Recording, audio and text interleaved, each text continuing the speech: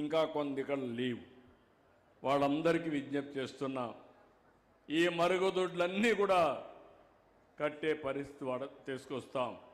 ఇప్పుడు కొన్ని గ్రామాల్లో, టౌన్స్లో అయితే పర్వాలేదు, కానీ గ్రామాల్లో ఎక్కడికక్కడ సింగిల్ పిట్టు ఒకటి పెట్టుకొని మనం బాత్రూమ్ పోతే అందులో వదిలిపెడుతున్నాం.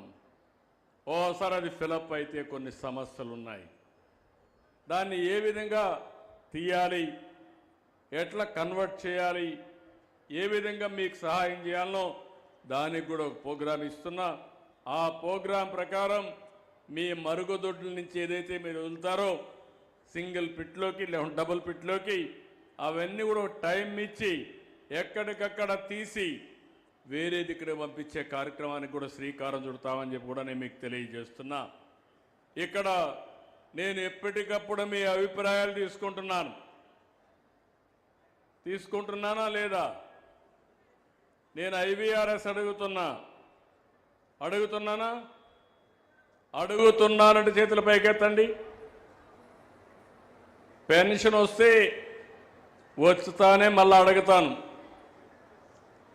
మా ఆఫీసర్ మీ దగ్గరికి వచ్చాడా, మీ ఇంటి దగ్గరనే పింఛన్ ఇచ్చాడా, ఏమన్నా డబ్బులు అడిగాడా, లేకపోతే మిమ్మల్ని తక్కువగా మాట్లాడా, ఇవన్నీ అడుగుతున్నానా లేదా?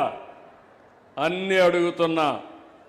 నేను ఒకప్పుడు మా రామకృష్ణ గారు చెప్పారు, ఇప్పుడే నాకు ఒక అవార్డు వచ్చిందని. నేను ఒకప్పుడు ఈజ్ ఆఫ్ డూయింగ్ బిజినెస్ మాట్లాడేవాడిని, తర్వాత స్పీడ్ ఆఫ్ డూయింగ్ బిజినెస్ మాట్లాడుతున్నా. అందుకే ఈరోజు ఇంత పెట్టుబడులు వచ్చాయి కూడా నేను చెప్తాను. కానీ ఈరోజు నా ఆలోచన, మీరు ఏ ఆఫీసుకు పోయే పని లేకుండా ఏ పని కావాలన్నా మీ ఫోన్ ద్వారా మీ ఇంట్లో మీకు చేసి పెట్టే బాధ్యత నాది. అదే సుపరిపాలన. అందుకే ఇప్పుడు నేను మొన్న కలెక్టర్స్ కాన్ఫరెన్స్లో ఒకటి చెప్పాను. ఆ మాట మీరింటే, నేను చెప్పింది speed of doing delivering government సేవల్ని ఎంత తొందరగా మీకు ఇవ్వగలుగుతాం, ఎంత స్పీడ్గా ఇవ్వగలుగుతాం, ఎంత అవినీతి లేకుండా ఒక్క పైసా డబ్బులు అడగకుండా మీకు సేవలు ఏ విధంగా అందిస్తామని నేను ఆలోచిస్తున్నా. తొందరలోనే మీరు చూస్తారు. నాది ఎప్పుడు కూడా ఉడుం పట్టు, ఒకటి అనుకుంటే దాన్ని సాధించే వరకు వదిలిపెట్టను. తొందరలోనే దేశం, ప్రపంచంలో ఎవరైనా సరే పరిపాలన ఏ విధంగా ఉండాలంటే దానికి చిరునామాగా ఆంధ్రప్రదేశ్ ఉంటుందని చెప్పి మరొక్కసారి విజ్ఞప్తి చేస్తున్నా. ఇప్పుడే రామకృష్ణ గారు అన్నారు, కష్టాల్లో ఉంది, దివాలా తీసిన రాష్ట్రం, అన్ని పనులు అవుతాయంటే నేను ఒకటే ఆలోచించా. మాట ఇచ్చాం. నేను, మా మిత్రుడు పవన్ కళ్యాణ్ గారు, అదేవిధంగా ప్రధానమంత్రి నరేంద్ర మోడీ గారు, మేము ఒకటే ఆలోచించాం. ఎన్ని ఇబ్బందులున్నా సరే కష్టపడదాం, అధిగమిద్దామని చెప్పాం. సూపర్ 6 అన్నాం, సూపర్ హిట్ చేసి మీ రుణం తీర్చుకున్నాం. ఇక్కడతో ఆగల, ఇంకా చాలా పనులున్నాయి. దానికోసం ముందుకు పోతున్నాం. ఈరోజు ఇక్కడికి వచ్చినప్పుడు జిల్లా కలెక్టర్కి విజ్ఞప్తి చేస్తున్నా, ఎస్ఏలో స్వచ్ఛాంధ్రలో మీరు 13వ ప్లేస్లో ఉన్నారు. Be clear. 26 జిల్లాలో సగంలో మీరున్నారు. తొందరలోనే మీరు ఫస్ట్ 2లో లేదా నెంబర్ 1లో ఉండాలి. దానికి మీరు స్ట్రగుల్ చేయాల్సిన అవసరం ఉంది. నేను ఇప్పుడు కొత్త పద్ధతి పెట్టుకున్నాను. నన్ను నేనే ఎంత బాగా చేశానో బేరే చేసుకుంటున్నా, మా ఎమ్మెల్యేలు బేరే చేసుకుంటున్నా, మిత్రపక్షాలైన ఎంపీలది కూడా అసెస్ చేస్తున్నా. మళ్ళా వాళ్ళని గెలిపించే బాధ్యత, గెలవాల్సిన అవసరం ఈ రాష్ట్రానికి ఉంది కాబట్టి అవి కూడా అనలైజ్ చేసుకుంటున్నా. కలెక్టర్స్ పనితనాన్ని కూడా చూస్తున్నా, ఎస్పీల పనితనాన్ని చూస్తున్నా. మీ గ్రామంలో ఉండే చిన్న అధికారి ఉంటే ఆ అధికారి పనితనాన్ని కూడా చేసి ఒకసారి చెప్తా, రెండోసారి చెప్తా, మారకపోతే ఏం చేయాలన్నా మారే వరకు వదిలిపెట్టనని మరొకసారి మీ అందరికీ హామీ ఇస్తున్నా. నా ఆలోచన ఒకటి, ఈ రాష్ట్రాన్ని బాగు చేసుకోవాలి. అది మన చేతుల్లో ఉంది. ఈరోజు మీరు ఒక్కసారి చూస్తే ఈ కూటమి ప్రభుత్వం వచ్చిన తర్వాత అనకాపల్లి జిల్లా ఒక పరిశ్రమల హబ్గా తయారైంది. పరిశ్రమల కోసం రాంబెల్లి, పూడి, నక్కపల్లి, వల్లూరు, మాకవరపాడెం 24,843 ఎకరాలు అభివృద్ధి చేస్తున్నాం. కోడూరు, పరవాడ, అచితాపురం ఎంఎస్ఎంఈ పార్కులు తీసుకొచ్చాం. జిల్లాలో తొలి ప్రైవేట్ ఇండస్ట్రియల్ పార్క్ నక్కపల్లిలో 93 ఎకరాల్లో ఏర్పాటవుతుంది. మహిళల కోసం ఇండస్ట్రియల్ పార్క్ అలీప్ ద్వారా 32 ఎకరాలు కేటాయించాం. ఇప్పటికే మీరు చూస్తే 2,89,000 కోట్ల రూపాయలు పెట్టుబడులు ఒక జిల్లాలో 46 పరిశ్రమలు వస్తున్నాయి. ఈ పరిశ్రమలు వస్తాయి 1,57,000 మందికి ఉద్యోగాలు వస్తాయని చెప్పి కూడా నేను మీకు తెలియజేస్తున్నా. ఇంకో పక్క నేను ఆలోచిస్తున్నాను, అరకు కాఫీ మీరు చూశారు. ఒకప్పుడు అరకు కాఫీ ఎవరికి తెలిసేది కాదు, ప్లాంటేషన్ కూడా పెట్టాం. ఈరోజు అరకు కాఫీ ప్రపంచవ్యాప్తంగా బ్రహ్మాండమైన కాఫీగా తయారైంది, పాపులర్ కాఫీగా తయారైంది. నిన్నే మీరు చూస్తే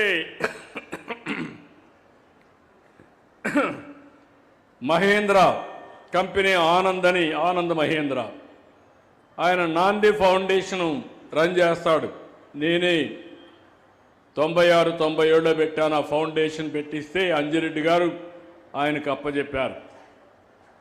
ఆయన ఇటీవల కాలంలో అప్పట్లోనే ప్రారంభించాం అరకు కాఫీని ప్రపంచవ్యాప్తంగా పాపులరైజ్ చేయాలని. ఈరోజు ఆ కాఫీని తిన్న అతను పెట్టిన ట్వీట్ చూస్తే 1 కేజీ అరకు కాఫీ 10,000 రూపాయలు అమ్మింది. ఆన్లైన్లో పెట్టాడు. 10,000 రూపాయలకు కొనుగోలు చేశారు. పెట్టినట్టన్నీ కూడా 2 గంటల్లో కొనేశారు. అంటే ఏ విధంగా డిమాండ్ ఉందో అరకు కాఫీకి మీరు గుర్తుపెట్టుకోవాలి. ఒక ఎగ్జాంపుల్ మాత్రం, ఈరోజు మనకు దేశంలోనే 2వ అతిపెద్ద బెల్లం మార్కెట్ మన అనకాపల్లి బెల్లం.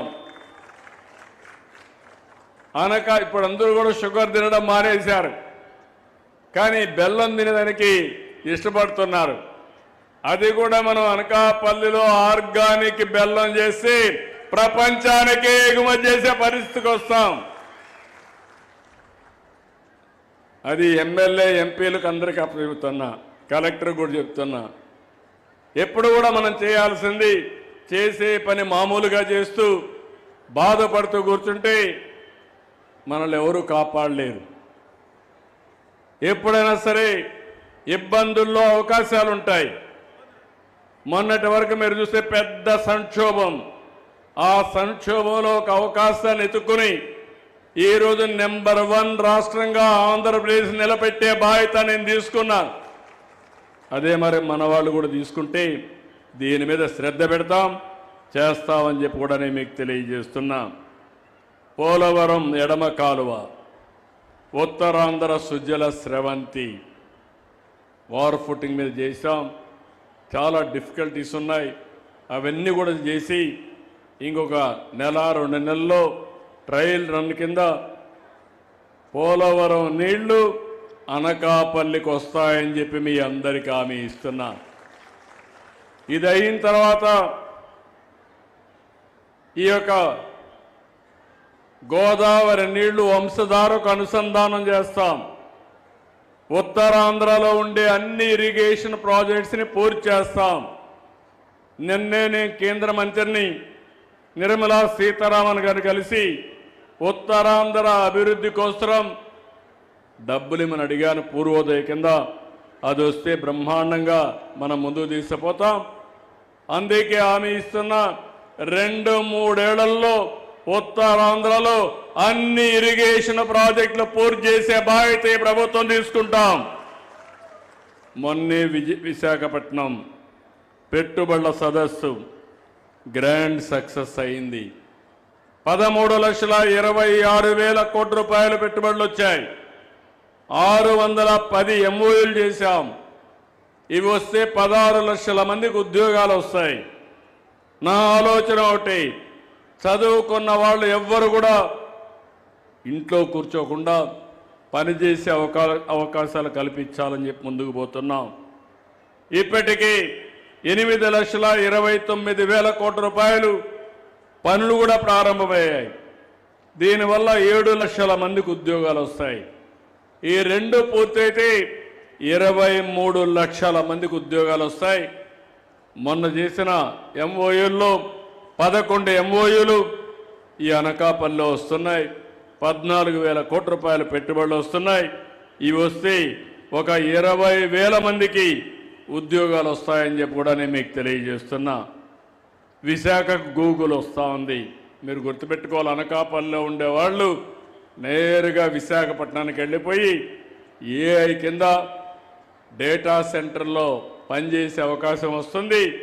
నాలెడ్జ్ ఎకానమీకి ఏఐ నెక్స్ట్ లెవెల్ అని చెప్పి నేను మీకు తెలియజేస్తున్నా. ఒకప్పుడు హైదరాబాద్లో ఐటీ ప్రారంభించి హైటెక్ సిటీతో ముందుకు పోయాం. ఇప్పుడు నెక్స్ట్ లెవెల్ ఆఫ్ టెక్నాలజీలో డేటా సెంటర్లు, ఏఐ ఆర్టిఫిషియల్ ఇంటెలిజెన్స్లో మనం ముందుకు పోతున్నాం. కాగ్నిజెంట్ వచ్చింది, టీసీఎస్ తొందరలోనే వస్తున్నారు. ప్రపంచం మొత్తం విశాఖపట్నం వైపు చూస్తూ ఉంది. అదే సమయంలో అనకాపల్లి నియోజకవర్గంలో మీరు చూస్తే ఆర్సీఆర్ మిత్తల్, నిస్సాన్ స్టీల్ వంటి ప్రపంచ స్థాయి నెంబర్ 1 కంపెనీలు ఇక్కడికి వస్తున్నారు. 70,000 కోట్ల రూపాయలు ఖర్చు పెడుతున్నారు. ఫేజ్ 1లో 60,000 మందికి ఉద్యోగాలు వస్తున్నాయి. అదే మాదిరిగా ఈ జిల్లాలో మీరు చూస్తే ఒక పక్కన RCR Mittal steel city create చేస్తున్నారు. ఇంకో పక్క అల్యూమినియం సిటీ కూడా ఇక్కడ ఉంది. ఆ అల్యూమినియం సిటీ కూడా రాబోయే రోజుల్లో ఒక పక్క స్టీల్ సిటీ, ఇంకో పక్క అల్యూమినియం సిటీ రెండు వస్తాయని చెప్పి కూడా నేను మీకు తెలియజేస్తున్నా. ఎన్టీపీసీ 1,85,000 కోట్లు ఖర్చు పెడుతున్నారు. టూరిజం, టెక్నాలజీ, నాలెడ్జ్ కేంద్రంగా విశాఖపట్నం తయారవుతుంది. పోర్ట్లు, ఎయిర్పోర్ట్లు, హైవేలు ఇవన్నీ వస్తే ఈ ప్రాంతం రూపురేఖలే మారుతుంది. మొన్నే నేను 3 రీజన్ల కింద విశాఖపట్నం ఎకనామిక్ రీజన్ని ప్రారంభించాను. దానివల్ల మీరు ఊహించినటువంటి అభివృద్ధి చేసే పరిస్థితి వస్తుంది. నేను ఒక పక్క అభివృద్ధి ఒక యజ్ఞంగా చేస్తున్నాను, సంక్షేమాన్ని ఒక బాధ్యతగా చేస్తున్నాను, సుపరిపాలన మీకు అందించాలని ముందుకు పోతున్నాం. కానీ మనం అందరం కూడా ఒక యజ్ఞంగా చేస్తే ఇప్పుడు రాక్షసులు ఈ యజ్ఞాన్ని భగ్నం చేయడానికి వస్తున్నారు. వివిధ రూపాల్లో వస్తున్నారు, ఎక్కడికక్కడ అడ్డుపడుతున్నారు. ఒకరంటారు ఐటీ కంపెనీలు వస్తే కేసులు వేస్తారు. నేను మెగా డిఎస్సి పెడితే 40-50 కేసులు వేస్తే ఒక పక్క పని చేయాలి, ఇంకో పక్క ఆ కేసుల మీద పోరాడాలి. నిన్నే కానిస్టేబుల్ ఉద్యోగాలు ఇస్తే దానికి కూడా కోర్టు పోయే పరిస్థితికి వచ్చారు. ఇలాంటి చాలా చేస్తే నేను ఒకటే చెప్తున్నా, భూబకాసురులు ఎంతమంది వచ్చినా, ఎన్ని అడ్డంకులు సృష్టించినా నేను అనుకున్న లక్ష్యాన్ని చేరే వరకు వదిలిపెట్టనని మరొక్కసారి మీ అందరికీ హామీ ఇస్తున్నా.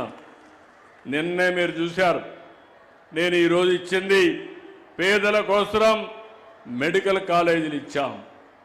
మీ అందరూ ప్రజలోడు గుర్తుపెట్టుకోవాలి, నేను ఇచ్చింది ప్రైవేటుకి కాదు, మేనేజ్మెంట్ ఇచ్చాం.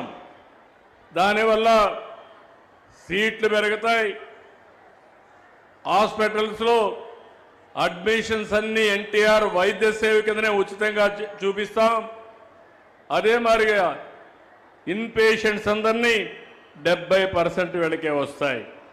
ఇలాంటివి వస్తే ప్రైవేటుకి ఇచ్చామని కావాలని మాట్లాడే పరిస్థితికి వస్తున్నారు. అంటే మనందరం గుర్తుపెట్టుకోవాల్సింది, మొన్నటి వరకు 104 కానీ 108 కానీ దేని కింద ఇచ్చారని అడుగుతున్నా. ఇలాంటివన్నీ కూడా మీరు ఒక్కసారి ఆలోచించుకుని పూర్తిగా సహకరించాల్సిన అవసరం మీ పైన ఉందని చెప్పి కూడా నేను మీకు తెలియజేస్తున్నాను. అందుకే ఈరోజు నేను ఇటీవల కాలంలో యోగా పెట్టాం. మీరు చూశారు, విశాఖపట్నం కేంద్రంగా నేను యోగా పెడితే దగ్గర ఇది మీరు గుర్తుపెట్టుకోవాలి, యోగా అనేది మన భారతీయ సంపద, మన సంస్కృతిలో భాగం. ఈరోజు 150 దేశాలు యోగాని ప్రాక్టీస్ చేస్తున్నాయంటే, ప్రపంచం మొత్తం మనల్ని ఫాలో అవుతా ఉందంటే అది నరేంద్ర మోడీ గారు ప్రపంచవ్యాప్తంగా యోగాకు తీసుకొచ్చిన గుర్తింపు. 11వ యోగా ప్రపంచ దినోత్సవం జరిగితే విశాఖపట్నం కేంద్రంగా చేయాలని కోరినప్పుడు ప్రపంచం మెచ్చే విధంగా ఆ కార్యక్రమాన్ని చేశాం. 30 రోజులు ప్రజారోగ్యం కోసం యోగాని గ్రామాల్లో ప్రాక్టీస్ చేయించాం. 2,18,00,000 మంది పాల్గొన్నారు. ఇంకో పక్క విశాఖలో ఎప్పుడు జరిగి ఉండదు, 26.3 కిలోమీటర్లు 3 లక్షల మంది రాత్రంతా మేలుకొని తెల్లవారుతో 5 గంటలకు ఆ ప్రాంగణానికి వచ్చారంటే అది యోగాకుండే విశిష్టత. 2 గిన్నీస్ వరల్డ్ రికార్డ్స్ వచ్చాయి, 25 అదర్ రికార్డ్స్ వచ్చాయి. ప్రధానమంత్రి కేబినెట్లో కూడా వ్యక్తిగతంగా చెప్పాడు, నేను చాలా కార్యక్రమాలు చూశాను కానీ నా జీవితంలో ఎప్పుడూ ఇలాంటి కార్యక్రమాన్ని చూడలేదని సాక్షాత్తు ప్రధానమంత్రి గారు చెప్పారంటే అది మనం చూపించిన చొరవ. దాన్ని విమర్శిస్తారు. విశాఖపట్నాన్ని గంజాయికి డ్రగ్స్ క్యాపిటల్గా చేస్తే ఈరోజు ఏఐ క్యాపిటల్గా, డేటా సెంటర్ క్యాపిటల్గా, యోగా క్యాపిటల్గా మనం చేస్తున్నామని చెప్పి కూడా నేను మీకు తెలియజేస్తున్నా. దందాలు లేవు, భూ కబ్జాలు లేవు. మీరు ఈ విషయం గుర్తుపెట్టుకోవాలి. విశాఖపట్నంలో మీరు చూశారు ఋషికొండ, 500 ఎకరాలు ఋషికొండ. ఋషులు ధ్యానం చేసిన ప్రదేశాన్ని గుండు కొట్టిస్తే దాన్ని కాపాడే బాధ్యత మనం తీసుకుంటున్నాం. 500 కోట్లు అక్కడ ఖర్చు పెట్టిన వ్యక్తులు కనీసం ఒక్క మెడికల్ కాలేజీ కట్టలేకపోయారు. సర్వే రాళ్లపైన 700 కోట్లు ఖర్చు పెట్టారు. ఆ సర్వే రాళ్లన్నీ ఇప్పుడు మళ్ళీ ఏం చేయాలో అవన్నీ చేసే పరిస్థితికి వస్తున్నాం. ఇంకో పక్క ఇంటికి కాంపౌండ్లు కట్టుకొని దగ్గర 12 కోట్లు 15 కోట్లు ఖర్చు పెట్టే పరిస్థితికి వచ్చారు. ఈ ప్రభుత్వం ప్రజల కోసం ఖర్చు పెడతాం. యోగా భావితరాలకు అవసరం, ప్రజారోగ్యానికి అవసరం. తప్పకుండా ఈ కార్యక్రమాన్ని ప్రజా ఉద్యమంగా తయారు చేసే బాధ్యత ఈ ప్రభుత్వం తీసుకుంటాం. ఇలాంటివన్నీ కూడా మీకు గుర్తుపెట్టుకోవాల్సింది. ఈ ప్రభుత్వాన్ని ఒకసారి చూస్తే గంజాయి వనాలుగా మార్చిన ప్రాంతాన్ని అరకు కాఫీ వనంగా మార్చామంటే అది మనకు వాళ్ళకు వ్యత్యాసం అని చెప్పి కూడా నేను మీకు తెలియజేస్తున్నా. అందుకే మిమ్మల్ని అందరినీ కోరుతున్నా, ఈరోజు ఇక్కడికి వచ్చినప్పుడు మీ అభిమానం చూసా, మీ ఉత్సాహం చూసా.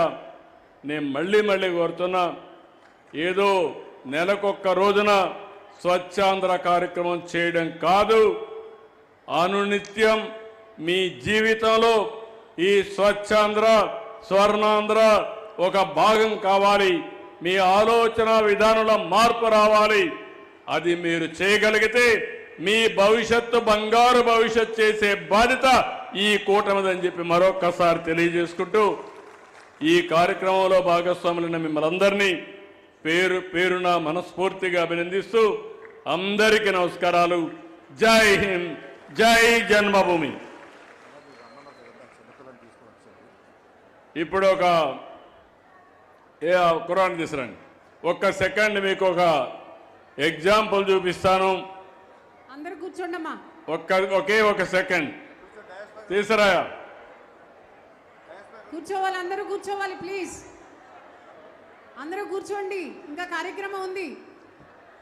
ఓన్లీ 1 minute అమ్మా, కార్యక్రమం ఉంది. ఇప్పుడు ఈ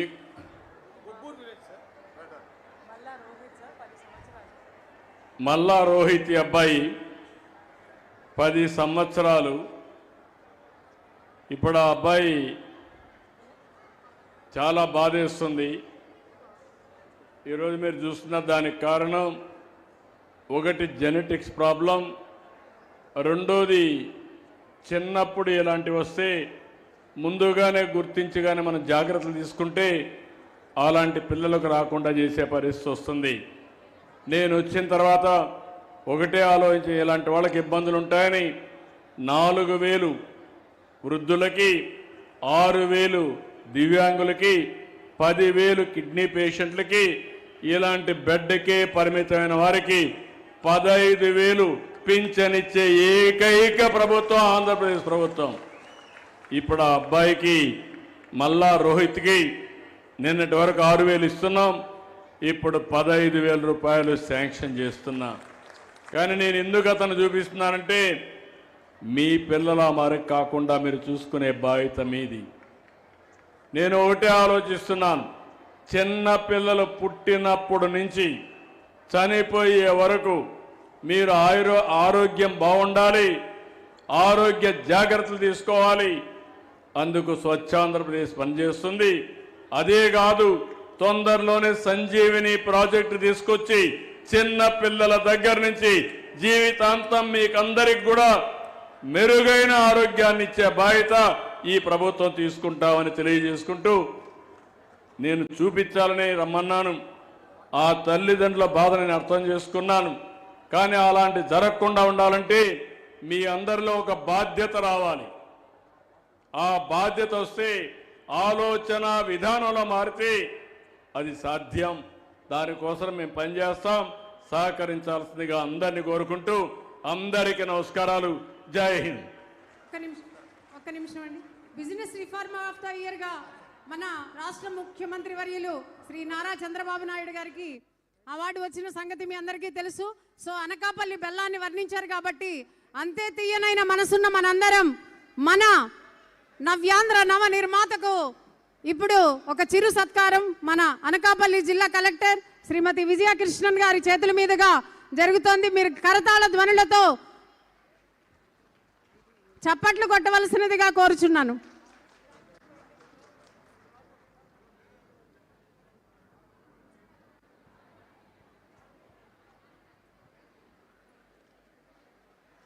స్వచ్ఛాంధ్ర రథ సారథి స్వర్ణాంధకు సార్ ఒక్క photo sir. Sir sir please ఒక్క photo sir.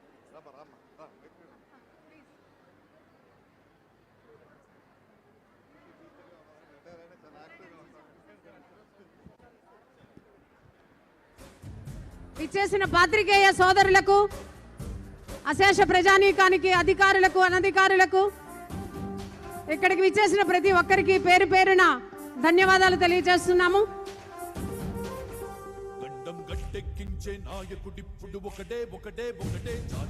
Thank you one and all.